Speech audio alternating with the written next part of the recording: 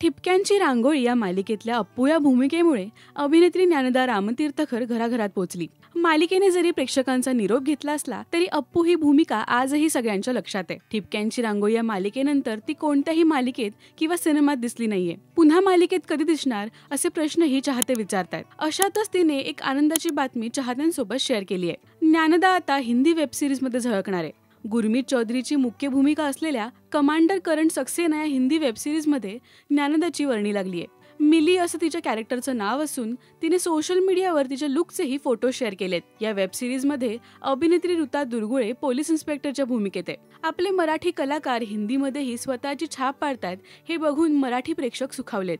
तर ज्ञानदाचा सुद्धा हा पहिला हिंदी प्रोजेक्ट आहे. तिची भूमिका कशी असणार, आणखी कोणकोणते कलाकार यात दिसणार हे अजूनही गुलदस्त्यात आहे. या वेब सिरीज निमित्त अभिनेत्री ऋता दुर्गुळेने राजश्री मराठीशी खास गप्पा मारल्या होत्या. तेव्हाही तिने हिंदीमध्ये काम करण्याचा अनुभव आणि या भूमिकेसाठी कशा प्रकारे मेहनत केली होती हेही सांगितलं. डेफिनेटली मराठीमुळेच सगळी सुरुवात झालेली आणि मराठीत तर काम करतेच आहे मी, पण ॲट द सेम टाईम मी कुठेतरी असं वाटतं ना की आपलं कम्फर्ट झोनच्या बाहेर येऊन आता कुठेतरी काम केलं पाहिजे, जिथे फिजिकली ऑल्सो तुम्हाला चॅलेंजेस असतील, जिथे तुम्हाला तुमच्या वेगळ्या भाषेवर काम करावं लागेल. सो मला असं वाटतं की कमांडर करण सक्सेनाने मला तो अप्रोच म्हणजे मला तसं काम करायला मिळालं आहे. आणि also I was very clear की मला असं सतत खूप असं आतून हे जे मी अनन्याच्या वेळेस पण म्हटलं होतं की मला फिमेल ओरिएंटेड फिल्म करायची होती आणि मला डेब्यूज तसा मिळाला.